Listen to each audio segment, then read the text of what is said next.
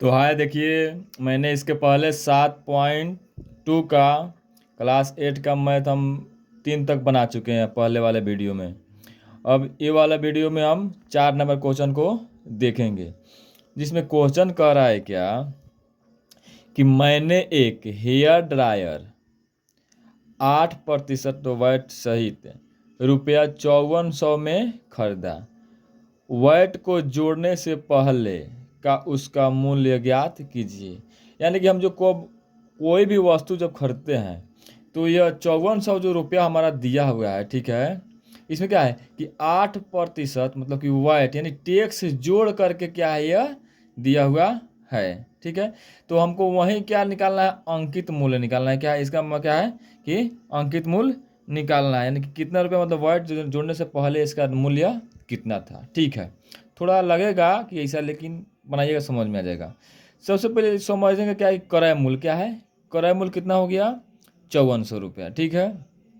उसको देखिए कि बट्टे की दर कितना है, यानी बट्टे की दर कितना है हम लोग का 8%। क्या है 8%, तो 8% कर दिए, ठीक है। अब मानते हैं क्या, देखिए कि माना कि हेयर ड्रायर का अंतिम मूल्य मतलब कि अंकित मूल्य क्या होगा। हम मानते हैं क्या एक्स, क्या है एक्स, क्योंकि अंकित मूल्य तो हमको निकालना है कि कितना वो मतलब कि मैक्सिमम प्राइस रेट एमआरपी है उसका, तो एक्स मान लेते हैं। अब क्या करते हैं कि वैट राशि यानी बराबर क्या होगा, तो एक्स गुने 8/100, यानी अंकित मूल्य का ना होगा 8%, वर्ड जोड़ा होगा तो 54% होगा। 5400 रुपया मतलब कि हुआ होगा नहीं, ठीक है। तो एक्स का यानी 8x हो गया, ठीक है। 8x/100 कटाए तो 400 कटाए, 4×2 = 8 हो गया, 4×25 से 100 हो गया, यानी 2x/25 हो गया, ठीक है। इसके बाद अब क्या करेंगे, सीधा निकाल लेंगे कुल राशि। क्या है कुल राशि। कुल राशि में हो गया तो इसका हो गया कि अंकित मूल्य, जितना अंकित मूल्य है कि उसके बाद वैट राशि, ठीक है। तो वो अंकित मूल्य तो हमको निकालना है, ठीक है। तो एक्स माने हम अंकित मूल्य, ठीक है। तो कुल राशि कितना हम लोग का है 5400 रुपये, ठीक है। उसके बाद अंकित मूल्य के क्या माने हम एक्स माने, तो एक्स अब प्लस ये वैट राशि कितना है 2/25, 2x/25 तो 2x/25 हो गया। थोड़ा ध्यान दीजिएगा यहाँ पे, इसको हम बाटा पर का जोड़ कर रहे हैं। क्या कर रहे हैं, बाटा पर का जोड़, यानी इस कर दिए एक रख दिए, ठीक है। अब क्या किए इसका एलसीएम लेंगे तो 25 हो गया, तो ये 25x हो गया, ये 2x हो गया, ठीक है। अब ये 25, इस 25 को हम इधर भेज दिए, इधर इधर भागा में है तो इधर क्या हो जाएगा गुना में हो जाएगा, यानी 5400 गुने 25 बराबर हो जाएगा। ये 25x है, एक जात का है, ये एक जात का है, एक्स एक्स दोनों में है, तो 25x और 2x 27x हो गया, ठीक है। अब क्या किए इधर वाला गुना में, इधर वाला क्या किए बाटा में कर दिया। अब ये जब गुना में है तो इधर आके क्या होगा बटा में हो जाएगा, यानी 5400 गुने 25/27 बराबर x हो गया। अब इसको कटाए तो 27×2 = 54 और 2 जीरो, यानी 200 और गुने 25, ठीक है, बराबर x। अब 200 में हम 25 से गुना किए तो कितना हो जाएगा, तो गुना करके देख लेंगे। ऐसे नहीं करेंगे तो शॉर्टकट बताते हैं हम लोग को, 0 2 को कोई दिक्कत नहीं, ठीक है।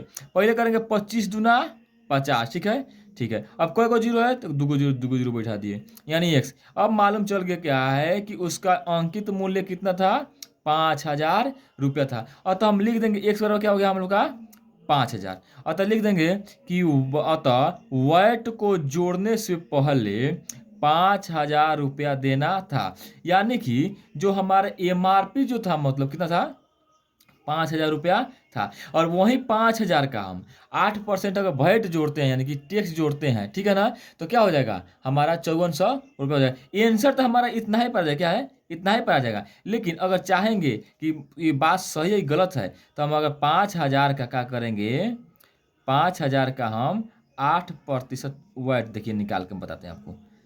8% वैट यानी 8 2 जीरो से 2 जीरो कट गया, यानी कि 8×5 = 40 आई 0 0, यानी 400 रुपये क्या हो गया 400 रुपये। यही 400 रुपया हमारा क्या हुआ 5400 रुपये यहाँ पे कर दिया गया है, यानी 8% वर्ड जोड़ करके कर दिया गया। अब तो समझ में आ गया होगा आप लोग को। चलिए अब इसके बाद क्या है कि 7.2 का हम 5 नंबर सवाल देखते हैं, ठीक है।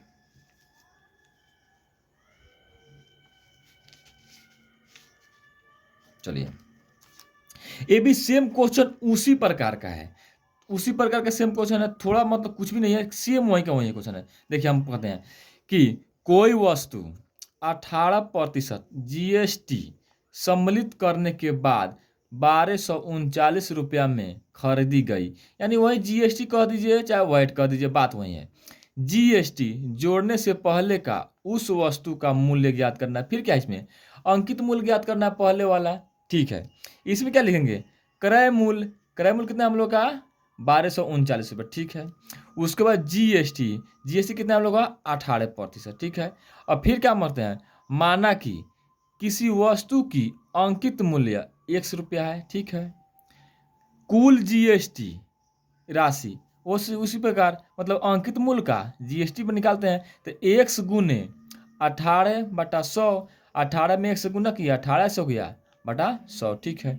अब निकालेंगे क्या है, कुल राशि। सेम 4 सवाल जैसा है, 4 नंबर जैसे बना है सेम वैसे ही बन रहा है। कुल राशि यानी अंकित मूल्य प्लस जीएसटी, ठीक है। कुल राशि कितना है हम लोग का, तो 1239 रुपया है, ठीक है। 1239 रुपया लिख दिए। अंकित मूल्य कितना माने हम लोग x। उसके बाद क्या है कि जीएसटी कितना है 18x/100, 18x/100। फिर क्या किया है, इसको बाटा पड़कर जोड़ कर दिए। 100 एलसीएम हो गया हमारा, 100x हो गया, प्लस ये 18 हो गया, ठीक है।